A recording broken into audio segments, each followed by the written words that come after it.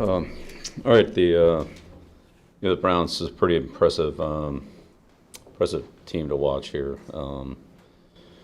Defensively, they've held over half their teams to less than 16 points. The two guys on the edge. Hard to imagine them being better than what we saw last week, but they probably are. Garrett's about as good as they get. And Clowney's, we know what he is.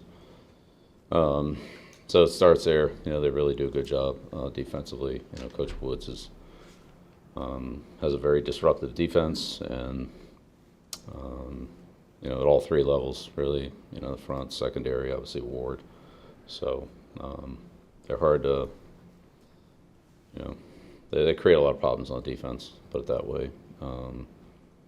Offensively, again, it's a lot of outstanding players. Certainly the skilled players with Chubb to Landry to the tight ends to Peoples-Jones, Schwartz. A good depth at running back, Mayfield, and then a good line. With Batonio, certainly one of the top guards that we played against, and they're good across the board there. So special teams, another good group of skill players, and they got three big guys, three linebackers, Wilson, Lee, and Taki that are really again as good as we'll see.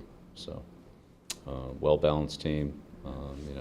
Coach Stefanski's a very aggressive coach. 18 fourth down snaps this year or something like that, whatever it is. It's a lot of them. Have to be ready to go on every down, every field position. Very good running team. They've really dominated the running game for most of the season, which has let them dominate time of possession and field position and so forth. So it's been a major edge for them. Turned the ball over a lot less than we saw them a few years ago. So a lot different there. But good football team, well balanced, all three phases of the game, well coached. Coach Callahan, Prefer, Woods, Stefanski, real good staff, experienced staff. These guys have a lot of good experience, and competed against all of them in the past, and they all, are outstanding. Especially Callahan, he probably does as good a job as anybody we face. He's put together a real good group of players, and they execute very, very efficiently, very good fundamentally, and excellent running team, good pass protection team as well. So big challenge for us this week. Try to get off to a good start here today, and build some momentum through the week. Bill, what's the mindset when heading into the week when the other team is battling a COVID situation? What's the mindset on your Yeah, we can't control anything anybody else does, so let's try to control what we do and get ready to go. And it's like that every week. It's people on questionable, and they might play, they might not play. Nobody's been ruled out, so we'll be ready for whoever's there. Do they change up what they do with their running game depending on the back that's in there, or are they pretty much interchangeable? They do a good job each week with the running game. Some of it depends on their opponent. They set things up to gain advantageous matchups or blocking angles, so forth. And Coach Callahan does a great job of that. But all their backs are good. They've all been productive. So I don't know. We'll have to see what they come up with. I'm not sure. So how varied is their running game? I think because of Stefanski's history with Kubiak, No, they do both. They got gap plays, they got zone plays, they got the mid zone plays, outside plays. The backs are really good, so the point of entry could be one place, the back could end up somewhere else. You got to do a good job across the board, and they usually get a couple guys win on their blocks, and so there's space in there somewhere. Tight ends do a good job, all of them. They use all three tight ends, and a fullback, and 11 personnel. So they kind of run And wherever they can attack you, wherever you don't match up well with them, then they'll exploit that. Bill, is this the best offensive line you've faced so far this year? Yeah, I mean, each line's a little bit different, and what they try to do is different. These guys are good. Yesterday, the team activated Garrett off the PUP list. What does he bring to the team, whether it be in the meetings and in practice? Yeah, well, he practiced the last 3 weeks, and I think that's trending in a good direction. So, yeah, we'll see how it goes. And depth at that position is always important. And with Byron Cowart, will he be coming off at any point? He won't be. Bill, what makes Myles Garrett so effective? Everything. Power, explosion, speed, instincts. He can do it all. Just got tremendous skill set. Smart player, very instinctive player. Reacts extremely quickly. He's as tough a matchup as there is in the league. You mentioned they use their tight ends well. Looks like they'll use all three at once. Yeah, more than any. Yeah, a lot. That's their lead formation. How is that difficult to prepare for? I know you guys have, you have your fair share of tight ends as well, but it feels like that's not a common grouping across the league. Yeah, I agree.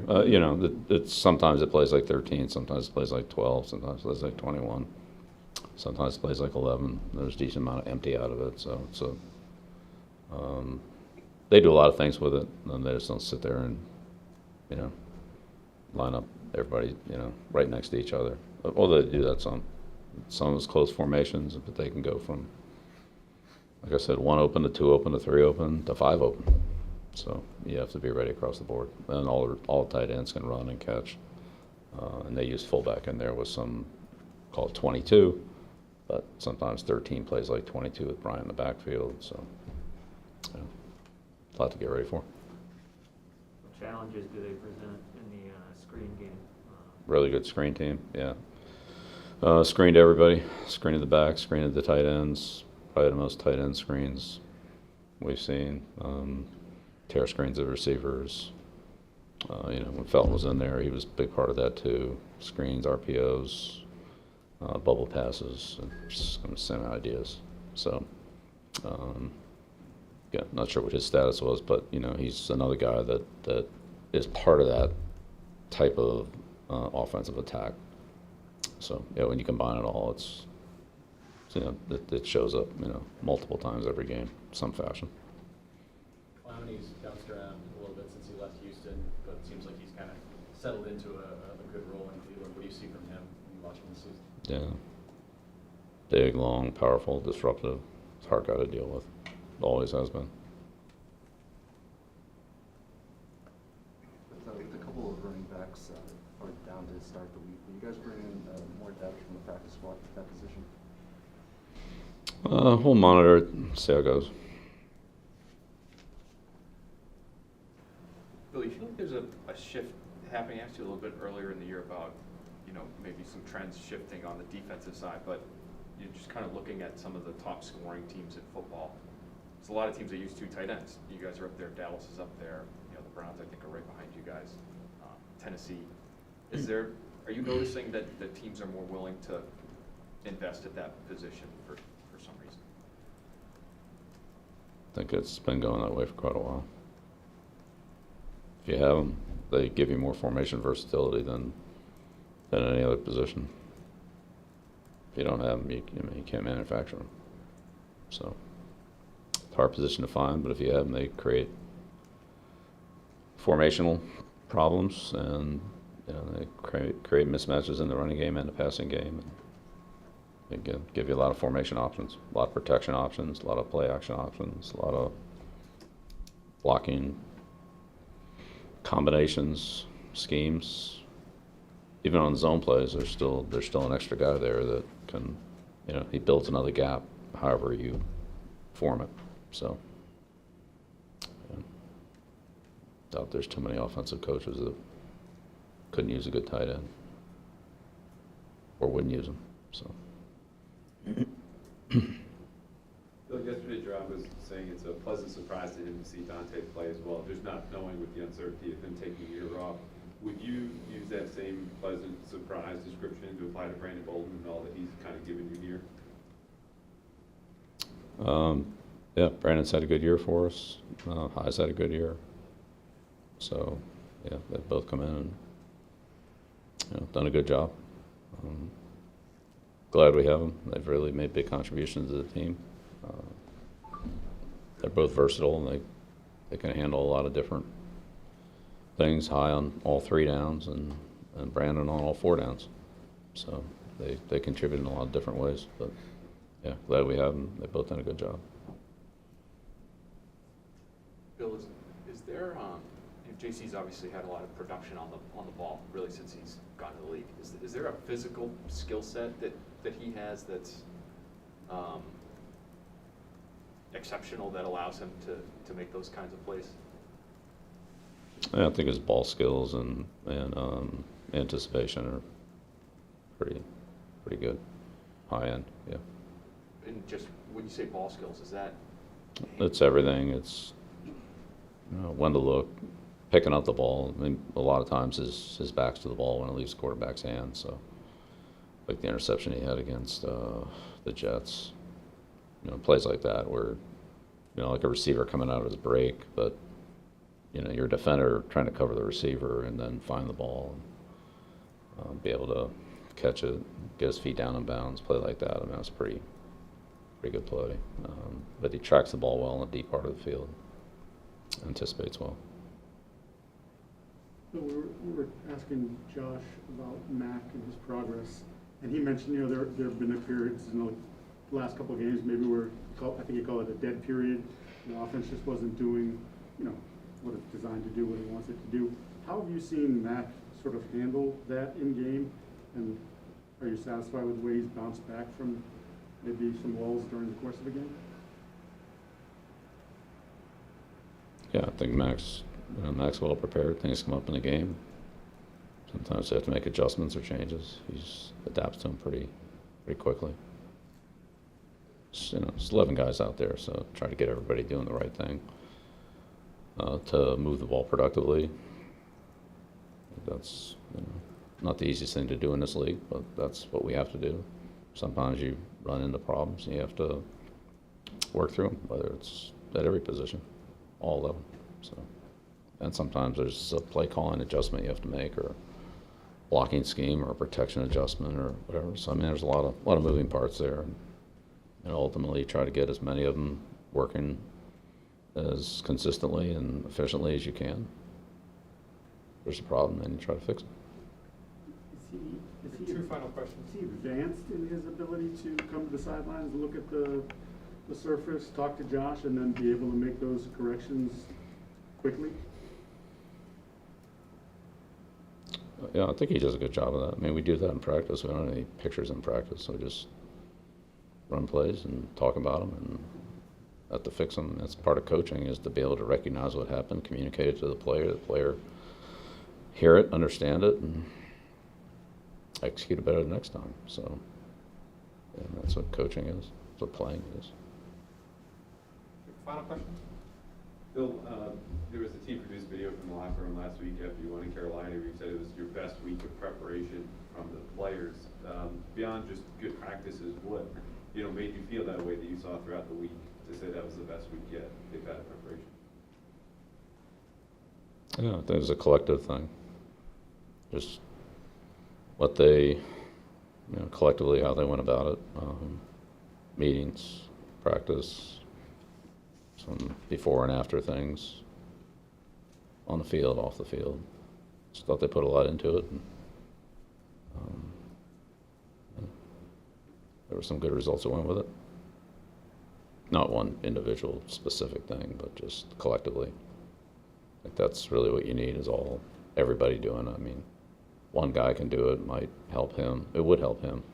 But when you multiply that by, a big number, then I think that's where you really see those kind of results.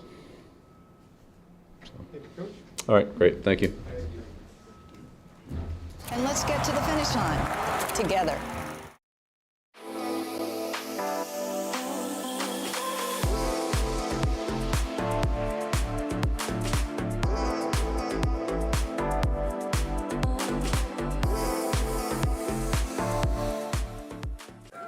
Bud Light Seltzer start making lemonade? Probably when 2020 handed us all those lemons.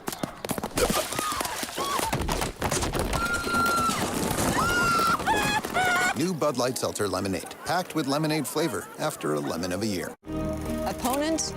I've gone up against thousands. And there's an opponent we're all up against, COVID-19. But there's a way to beat it. Get vaccinated. So when it's your turn, roll up your sleeves. And let's get to the finish line together.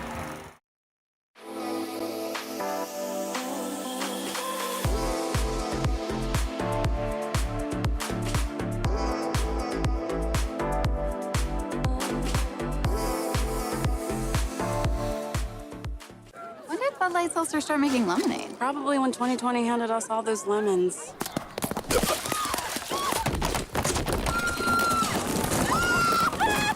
New Bud Light Seltzer Lemonade, packed with lemonade flavor after a lemon of a year.